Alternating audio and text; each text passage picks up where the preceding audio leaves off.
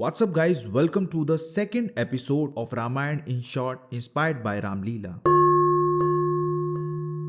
तो first episode में महाराजा दशरथ से अनजाने में श्रवण की मृत्यु हो जाती है, जिसके बाद श्रवण के माता पिता उन्हें श्राप देते हैं कि जिस प्रकार हम पुत्र वियोग में आज तड़प तड़प कर मर रहे हैं, उसी प्रकार एक दिन तू भी दशरथ पुत्र वियोग में तड़प तड़प कर मरेगा। उसके बाद कहानी कुछ इस प्रकार आगे बढ़ती है।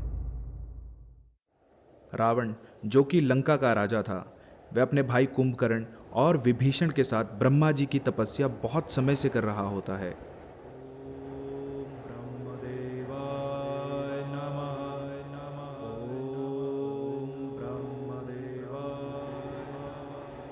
इन तीनों भाइयों की तपस्या को देख ब्रह्मा जी प्रसन्न होते हैं और प्रकट होकर रावण से पूछते हैं कि कहो, तुम मुझसे क्या वरदान चाहते हो? रावण कहता है, हे परम पिता, मुझे अमर होने का वरदान दीजिए। ब्रह्मा जी कहते हैं, हे वत्स, मैं तुम्हें अमर होने का वरदान नहीं दे सकता, क्योंकि इस धरती पर जिसने भी जन्म लिया है उसकी मृत्यु निश्चित है। तुम कोई और वरदान मांगो, मैं तुम्हें अवश्य दूंगा। तो ठीक है ब्रह्मदेव, आप मुझे अतुलित बल प्रदान कीजिए और यह वरदान दीजिए कि कोई देवता, यक्ष, राक्षस, किन्नर, गंधर्व और नार मुझे मार ना सके। सोच लो रावण, तुम्हें मानव और वानर से कोई भय नहीं। ए परम पिता, इस संसार में देवता, यक्ष, राक्षस, किन्नर, गंधर्व और नार ही शक्तिशाली हैं। मानव और वानर तो तुच्छ जीव हैं। उनमें इतना साहस कहां जो रावण को मार सके। मुझे आप केवल यही वरदान दीजिए। तथास्तु, ऐसा ही होगा। फिर ब्रह्मा जी रावण के भाई कुंभकर्ण के पास जाते हैं। कहो वत्स, तुम्हें क्या वरदान चाहिए? कुंभकर्ण कहता है, हे नाथ, मुझे निद्रा बहुत प्यारी है। मुझे आप वरदान दीजिए कि मैं 6 माह तक सोता ही रहूं। तथास्तु, ऐसा ही होगा। अंत ब्रह्मा जी रावण के भाई विभीषण से पूछते हैं कि कहो वत्स, तुम्हें क्या वरदान चाहिए? विभीषण कहता है, हे ब्रह्मदेव, यदि आप वरदान देना ही चाहते हैं तो मुझे ऐसा वर दीजिए कि मेरा समस्त जीवन ईश्वर की उपासना में व्यतीत हो। तथास्तु, ऐसा ही होगा। अब रावण ब्रह्मा जी से वरदान पाकर अहंकार में तीनों लोगों में घूम रहा होता है और उसी अहंकार में रावण एक गलती कर बैठता है। भगवान शिव अपनी पत्नी पार्वती के साथ कैलाश पर्वत पर बैठे होते हैं। तभी रावण भगवान शिव को कैलाश पर्वत सहित उठाने लगता है।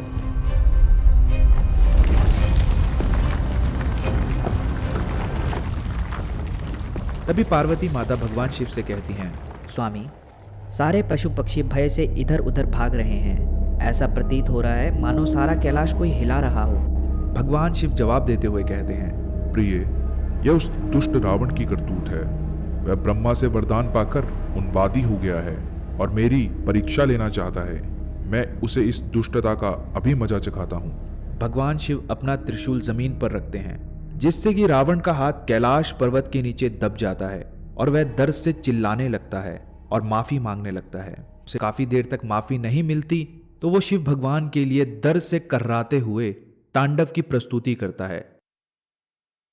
जटाधरा शिव जटाधरा, हर हर बोले नमः शिवाय। जटाधरा शिव जटाधरा, हर हर बोले नमः शिवाय। ओम नमः शिवाय, ओम नमः शिवाय। हर हर बोले नमः शिवाय। ओम नमः शिवाय। जिससे भगवान शिव प्रसन्न हो जाते हैं और रावण से कहते हैं, रावण, हम तुम्हारी इस प्रस्तुति से प्रसन्न हुए। कहो, तुम्हें हमसे क्या वरदान चाहिए? रावण वरदान मांगते हुए कहता है, हे नाथ, मुझे माफ कर दीजिए और मुझे शक्ति दीजिए।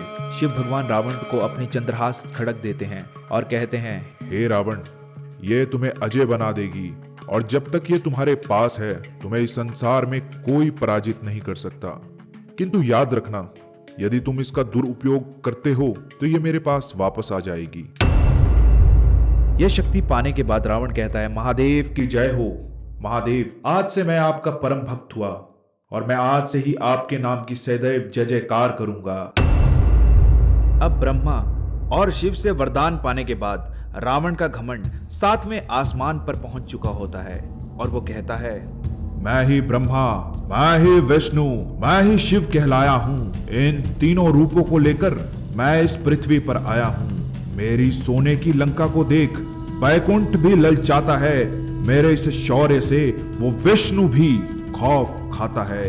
अब मैं तमाम राजाओं से कर इकट्ठा करके उन्हें अपने अधीन कर अपना एक छात्र राज बनाऊंगा। तभी आकाशवाणी होती है, हे रावण, तेरा अहंकार दिन प्रतिदिन बढ़ता जा रहा है। तेरे अहंकार को मिटाने के लिए विष्णु का अवतार होगा। यह सुनकर रावण हंसने लगता है और कहता है, भला हाथी और चेटी का क्या मुकाबला। वो विष्णु तो मेरे सामने चेटी के समान है।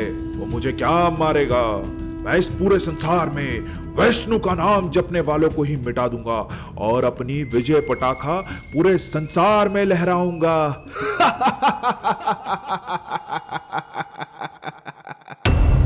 अब जो कोई भी विष्णु का नाम जपते हुए दिखाई देता है, रावण के राक्षस उसे बहुत ही बेरहमी से मारते हैं